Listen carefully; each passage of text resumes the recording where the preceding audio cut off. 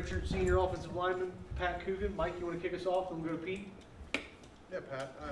Just with center, what's your background? I mean, I know you cross-trained, I guess, last year before the season. How long have you been playing it? Did you do cross-training before that? Kind of what's your background at the position?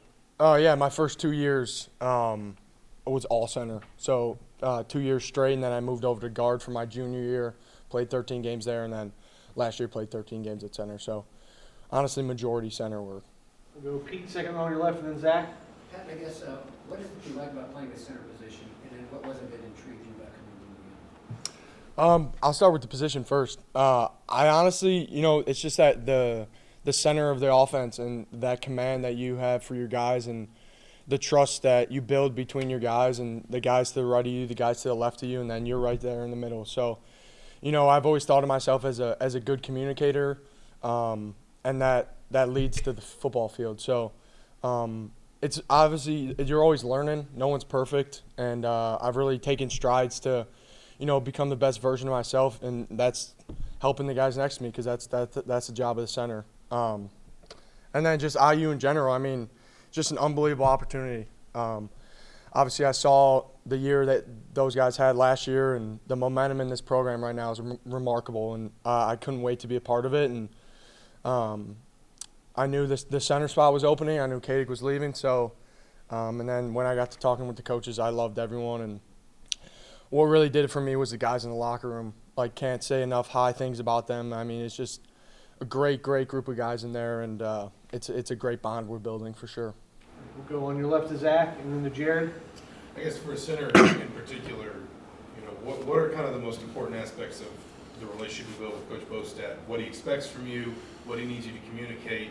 Obviously, you've kind of gone through that process before, but knowing you need to do it kind of in a compressed space of time here, but having the experience, just what are the kind of the keys for both of you in terms of your comfort with what he needs?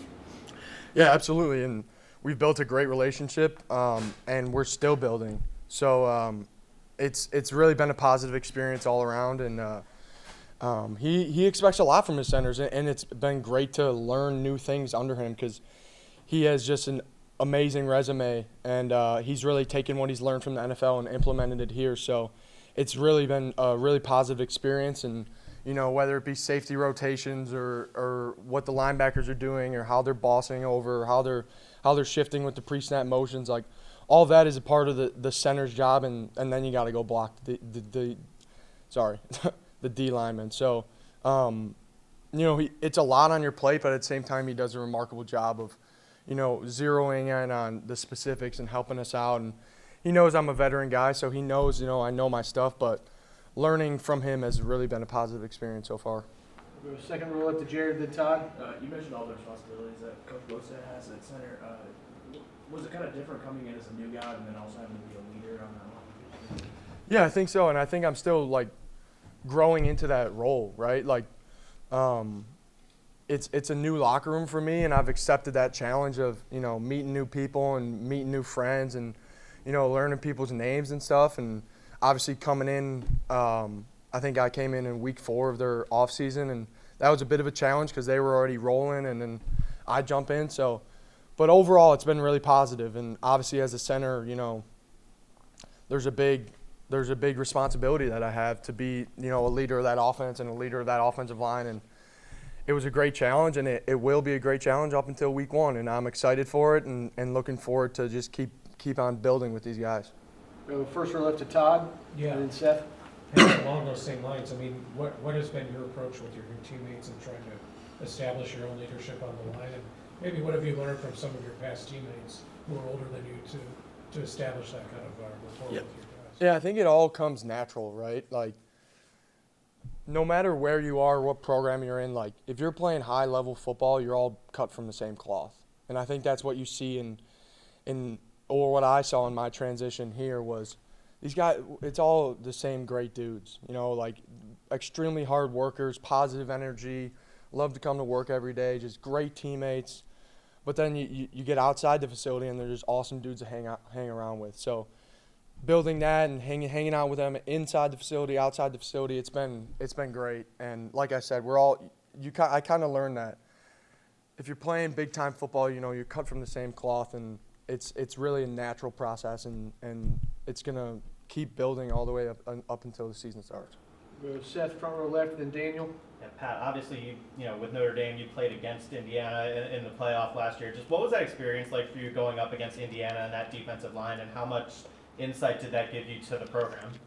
Well, I'll say they were really good, and Coach Haynes runs a remarkable defense, and game planning for them was a huge challenge. And I think they were the number one rush defense in the country when we played them. So it was great. And then, you know, it's funny being here now. Like, people always throw jabs or jokes or something, but I saw CJ in the hallway yesterday, and that was kind of my matchup the whole game because, you know, he played interior. And no, it's been great, though. It's been cool. And game planning for them it's kind of unique because now I know a little bit about them coming into spring ball, you know, so it's been great.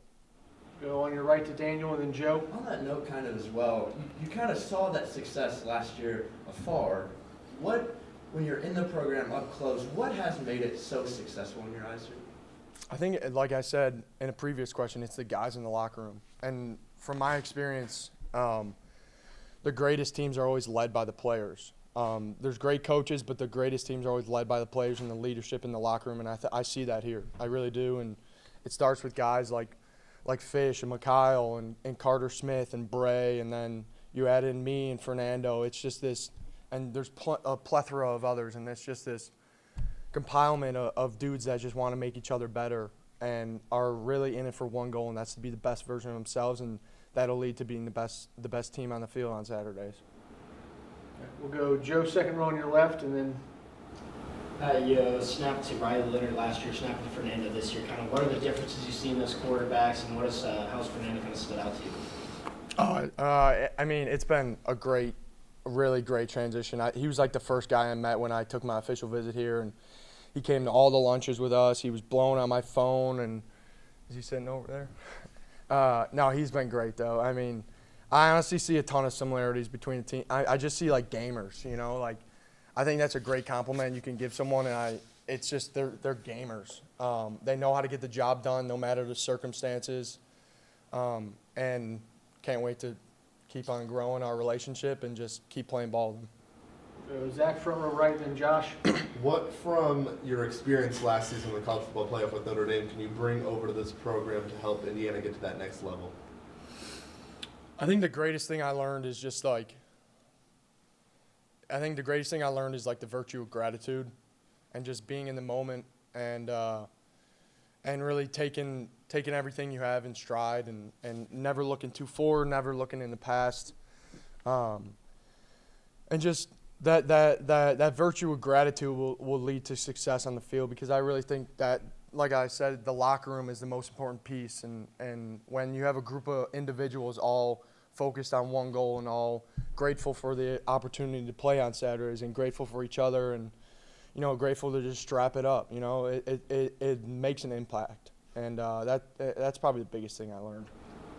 Josh, wrap us up. Pat, you played 2 months ago, about in your back in spring ball. How do you stay fresh and stay the course and stay healthy?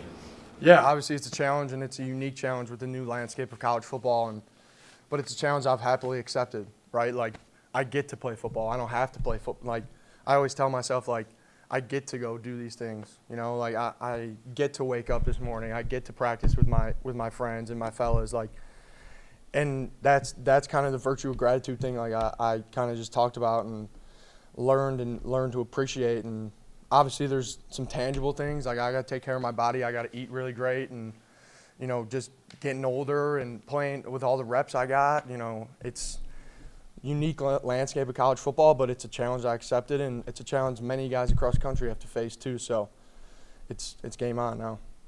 Great. Thanks, Pat. Thank you, guys.